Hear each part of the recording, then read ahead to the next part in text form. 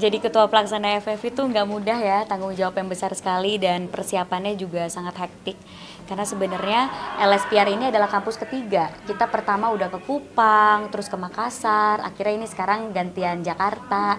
Nanti next adalah ada kota-kota berikutnya, ada 2 kampus lagi. Jadi benar-benar hektik banget kita membawa FFI ke kalangan mahasiswa ini. Terus dan aku jadi panitia ya, maksudnya bukannya jadi pengisi acara gitu, jadi ketua pelaksana, panitia yang ngatur panggungnya gimana, sofanya gimana, hal-hal sampai hal-hal terkecil gitu. Jadi lumayan hektik sih, yang biasanya jadi bintang tamu, tapi ini jadi di belakang layar juga gitu. Jadi pengalaman pertama atau sebelumnya emang udah pernah sih? Kalau bikin event udah sering ya, karena aku punya production house kan, mereka juga suka bikin-bikin event production houseku. Tapi kan ini adalah tahun pertama aku menjadi ketua pelaksana. Jadi ya pasti beda banget karena ini kan adalah event negara ya, dan benar-benar ajang penghargaan tertinggi perfilman Indonesia. Aku pun sendiri jujur kalau ngeliat gitu ya masih nggak nyangka aku tuh ketua pelaksana gitu karena paling muda juga gitu di komite, tapi bersyukur banget sama kesempatan yang dikasih. Semoga FFV ketika aku menjadi ketua pelaksana bisa makin baik lagi gitu. Tapi mungkin ada sharing sama yang senior-senior nggak sih ketika kamu menjadi ketua pelaksana harus gimana gitu? Oh pasti banget lah, aku lumayan agak panik pas ditawarin jadi ketua pelaksana. Aku langsung nelfon Kak Reza Rahadian karena kan sebelumnya ketua komitenya dia. So aku telepon gimana nih aku diajakin jadi ketua pelaksana, gimana cara mengaturnya, karena kan ini dunia yang baru buat aku ya, walaupun masih di industri film tapi kan ini acara besar gitu, Festival Film Indonesia. Dan setelah mendengar nasihat dari beberapa senior, baru aku memberanikan diri untuk mengiyakan tawarannya gitu. Ini jadi kayak salah satu wishlist kamu nggak sih? Bahkan nggak ada di wishlist karena aku bahkan nggak bermimpi sampai sejauh ini gitu loh. Aku nggak kebayang masuk ke dalam komite FFI gitu. Waktu itu kan mimpinya semoga suatu saat nanti bisa mendapatkan penghargaan FFI, dan tahun lalu aku alhamdulillah udah mendapatkan itu gitu, tapi nggak nyangka habis itu langsung ditawarin jadi ketua, jadi komite gitu, masuk ke dalam komite FFI. Jadi lumayan kaget dan semangat setiap harinya untuk ngatur FFI gitu. Ini jadi kayak berarti sudah melampaui apa yang kamu doakan gitu ya? Iya, ini udah melampaui apa yang aku doakan dan seneng banget karena bisa punya kesempatan ini. Gitu. Tapi apalagi sih gitu loh, ini kan udah semua pencapaian sudah sampai di FFI ini sudah dilampaui semua. Apa lagi sih yang belum? Sebenarnya kalau ditanya apa lagi yang belum, aku sih sekarang beneran fokusnya itu ngejalanin yang ada. Karena aku menjabat di FFI aja sampai 2026. Jadi kayak masih lama nih gitu, tanggung jawabnya masih banyak banget. Dan mimpi dan visi misi sineas-sineas film terhadap FFI itu juga masih banyak yang harus kita dengarkan, dan bagaimana caranya supaya kita bisa mewujudkan itu di tahun-tahun berikutnya. Jadi PR-nya masih banyak banget untuk FFI. Terus kan ada pekerjaan-pekerjaan lain, aku juga jadi produser di production house aku sendiri dan masih main film juga.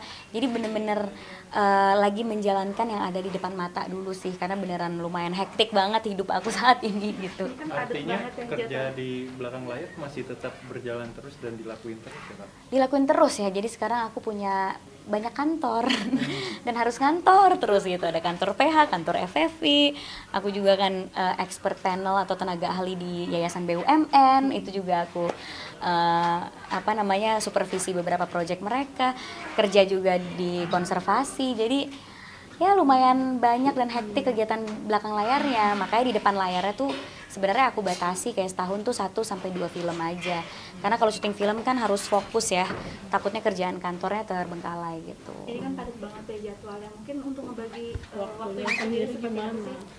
Jujur dijalanin aja sih, karena ya jadinya aku bener-bener detail banget sama schedule aku gitu ya. Kayak setiap jamnya itu udah dibagi, kayak misalnya dari pagi sampai jam segini itu ngantor dulu di FFI, habis itu bagi waktu untuk ngantor di Cinemaku Pictures gitu, habis itu ntar besoknya meeting sama Yayasan BUMN, ntar besokannya lagi sama konservasi gitu. Jadi emang dibagi aja waktunya. Cuma ya tetap harus balance ya sama kehidupan personal, jadi pasti harus juga ada waktu kosong gitu. biasanya untuk mengisi waktu kosong itu di atau gimana sih dan ngapain biasanya? Aku tuh nggak ada weekend weekdays, nggak ada bedanya buat aku. Weekend weekdays tetap hektik. Jadi ya kapanpun manajer aku bisa ngasih waktu kosong, mau weekend weekdays aku nggak apa-apa sih gitu. Biasanya request ke manajer tuh pengen apa sih gitu dalam sebulan, pengen weekend atau Aku harus ada diving, aku harus ada ke laut. Aku kalau nggak ke laut aku bisa stres. Jadi kayak harus ada momen dimana aku scuba diving kayak atau free diving atau mancing deh. Yang penting aku bisa ngelakuin hobi aku itu aja, karena kesenangan aku saat ini beneran cuma hobi aku doang, nggak ada lagi, semuanya kerja doang gitu. Artinya selalu ke luar kota?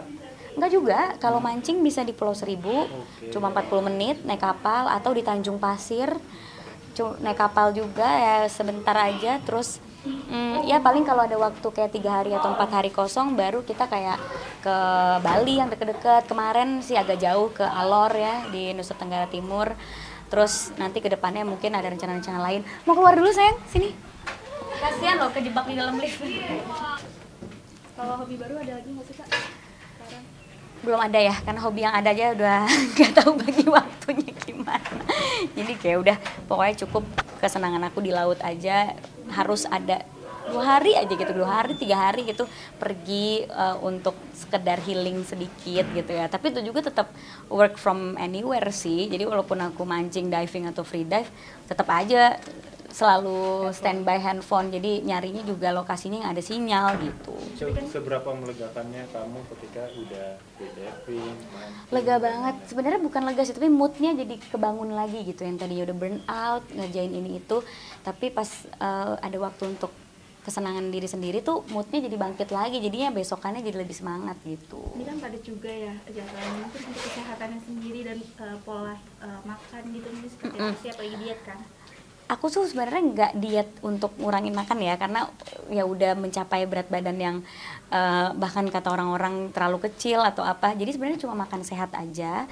Terus tidur sih yang paling penting gitu, karena itu yang paling penting ternyata di hidup aku ya. Kalau aku tidurnya di atas jam 12 atau pagi terus itu pasti sakit tuh.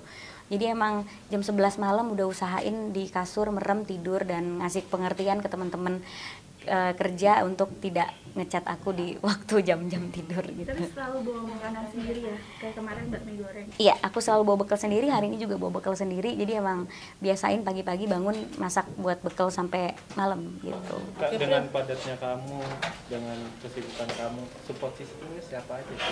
Support sistemnya orang tua pasti ya, selalu mendukung kegiatan aku. Sama sahabat-sahabat aku sih, kayak sahabat-sahabat aku tuh sosit-sosit semua ya. Jadi kayak suka nanyain kabar, terus kayak ngirimin makanan atau ngirimin bunga gitu kalau tahu aku lagi capek banget gitu sih. Sosit-sosit sahabat aku. Artinya mengesampingkan pasangan dulu untuk saat ini atau Karena nggak ada waktu nyarinya, nggak ada waktu nyarinya, mau di mana tuh saya bingung ketemu jodohnya di mana, nggak ada waktu pacarannya juga. Jadi kayak ya saya serahkan aja ke Tuhan ya, siapa tahu pas diving dia lagi nyari ikan juga ya kan, ketemu di bawah laut, halo gitu. Yang banyak banget nih yang menjodoh-jodohkan sama kita juga. Seperti apa sih? Ya wajar aja karena lagi film bareng kan, mau tayang dikit lagi nih 17 Oktober, bolehkah sekali saja ku menangis. Dan mungkin mereka ngelihat kita kan deket ya, maksudnya walaupun udah syuting film tapi selesai syuting film juga saling support gitu. Aku suka nonton Mas Tikta manggung, terus Mas Tikta juga datang ke acara-acara yang aku buat gitu. Jadi mungkin orang ngelihatnya kayak oh so sweet, saling support gitu. Aku sih terima aja dan seneng banget kalau dijodoh-jodohin karena mereka ngelihat chemistry kita di saat proses syuting film gitu. Jadi siapa tahu mereka pengen beli tiketnya ke bioskop ya. Tapi Pril, ini kan ada sampai Om Andre juga kan kayak Sampai ngasih nasihatin. nasehatin kamu jangan kalau mau nikah nanti aja dulu Pril segala macam kayak gitu. Kayak gimana sih? Itu kan waktu itu main sketsa. Jadi main sketsa terus Om Andre ngomong kayak gitu malah dia yang diledekin kan gitu. Jadi ya itu main sketsa aja sih, ceritanya nasehatin soal jodoh gitu aja. Jadi kayak masukan juga nggak sih buat kamu nih, oh bener nih berarti nantilah di umur yang cukup dengan finansial yang sudah lebih cukup dan mungkin kitanya juga sudah bisa menerima. Ya gitu. kalau aku Bener sih nggak nggak ada target dan nggak ada deadline juga ya, karena deadline orang beda-beda. Yang penting happy aja ngejalaninnya, dan orang tua juga nggak pernah bawel soal itu sih, untungnya orang tua saya. Kriterianya mungkin memang seperti apa sih? Apalagi kan Prilly kan dengan banyak talenta dan juga ini. Kriterianya yang bisa menyeimbangkan hidup aku aja sih, tidak takut dengan achievement yang aku miliki, malah mendukung aku sepenuhnya, bisa menjadi pasangan yang tumbuh bersama gitu. Oke. Terakhir Teori kemarin doang, pakai tapi itu baju susah. SMA banyak netizen yang bilang cocok banget. Alhamdulillah masih cocok, masih dibilang cocok pakai baju SMA. Ini juga acara sama mahasiswa, masih keseumuran kan, alhamdulillah. Jadi ya seneng aja sih, itu emang acara-acara brand yang mengharuskan aku pakai baju SMA gitu. Kayaknya next ada ini juga buat jadi dosen atau seperti apa? Iya, itu sudah menjadi obrolan dari sejak lama sebenarnya, untuk kembali ke kampus sendiri untuk mengajar. Kita lihat aja nanti ya update-nya gimana.